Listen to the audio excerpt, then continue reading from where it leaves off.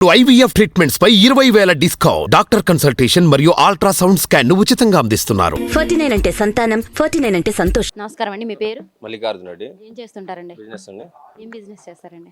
ACP seeds, AP distribution.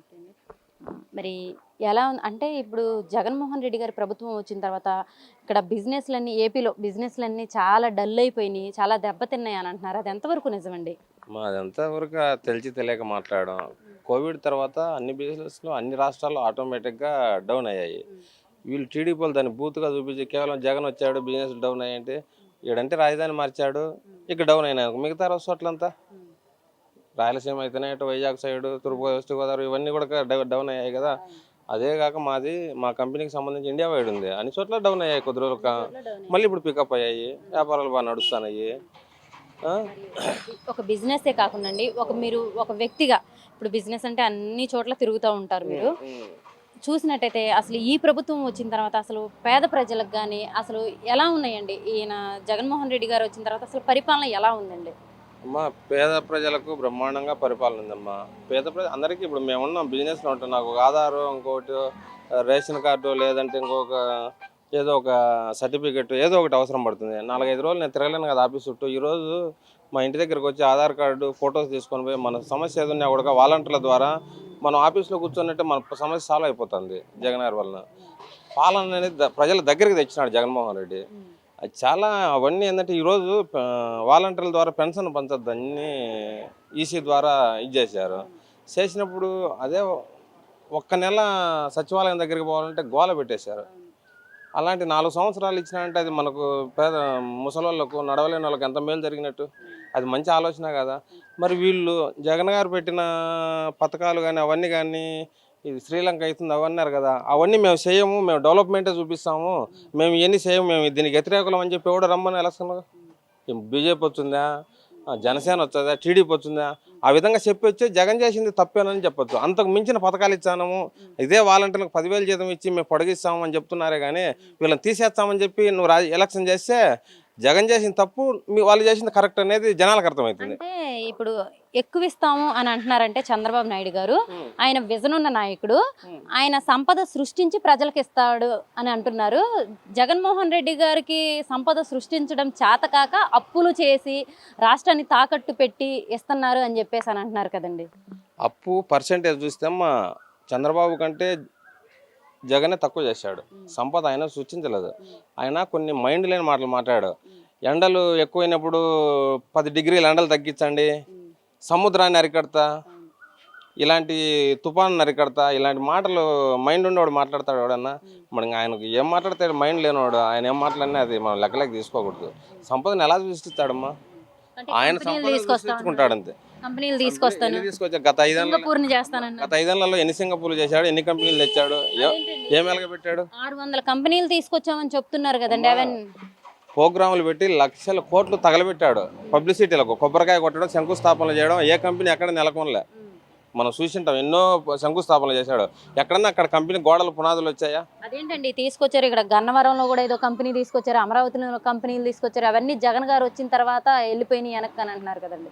అవన్నీ మాట్లాడతారమ్మా. పునాదులు వేసి ఎక్కడికి వెళ్తాయి? అక్కడ పునాదులే పడకపోతే ఎర్రబాలం దగ్గర పెద్ద ఏదో కంపెనీ పెడతామని చెప్పి శంకుస్థాపన, అక్కడ ఏమున్నాయి? పునాదులే లేవు. అలాంటి ఎన్నో ఉదాహరణకు ఉన్నాయి, మనం చూస్తాను. మరి అంతేకాకుండా అండి, మన రాష్ట్రం విడిపోయిన తర్వాత ఆయన అమరావతి కట్టారంటున్నారు కదండి, రాజధాని కట్టారు. మరి ఇక్కడ జగన్మోహన్ రెడ్డి గారు వచ్చిన తర్వాత మనకంటూ ఒక రాజధాని లేకుండా పోయింది.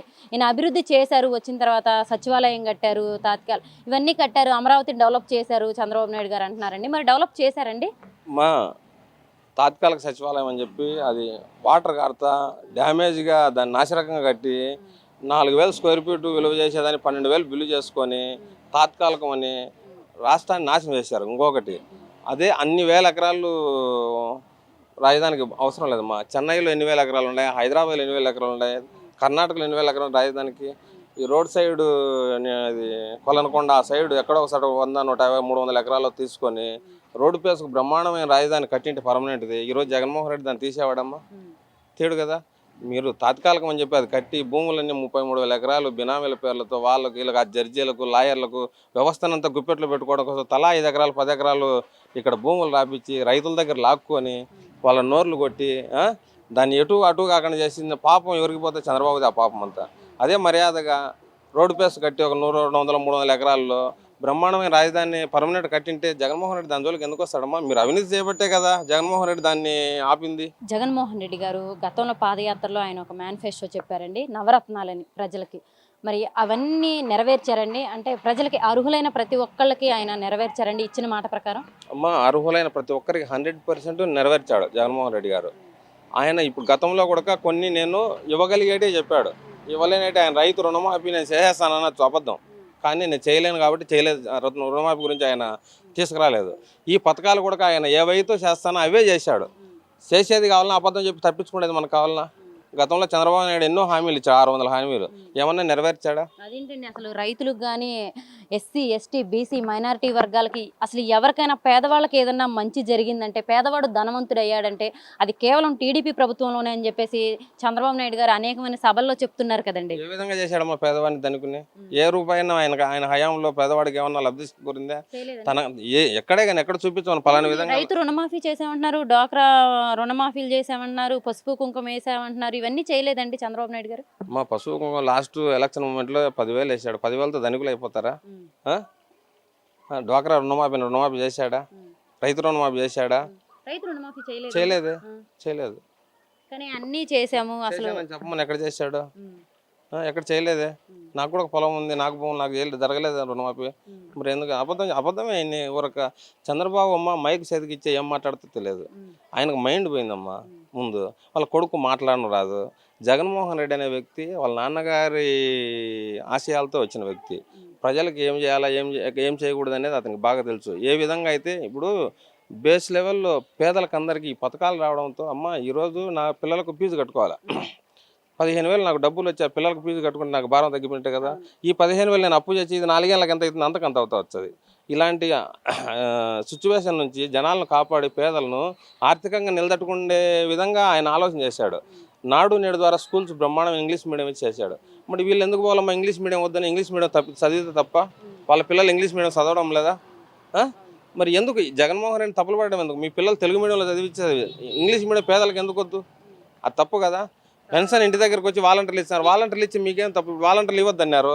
అది ఎవరిని తిట్టేది? మిమ్మల్ని జగన్ చేసిన మంచి పని గుర్తించారు. వాళ్ళు చేసింది మంచి పని. ఎందుకంటే జగన్ చేసిన పని ఏందనేది అర్థమైపోయింది జనాలకు. అట్లా ఏదైనా మంచి పనికి అడ్డు వేయడము, తప్పుదారి పట్టించే విధంగా వాళ్ళు చేస్తాను, కానీ జనాలు నమ్మరం వాళ్ళను. ఈసారి జగన్మోహన్ రెడ్డి గారికి 175 అంటున్నారండి. 175 గెలుస్తారంటారా? అమ్మ 175 అనేది మేము ప్రతి కుటుంబానికి మేలు చేశాము, మాకే ఓటు ఎందుకు వేయకూడదు అనే ఆలోచనతో 175 అయితే వేయాలా, జగన్మోహన్ 100% వేయాలా. కాకపోతే 150 అయినా 155 అయినా వస్తాయి.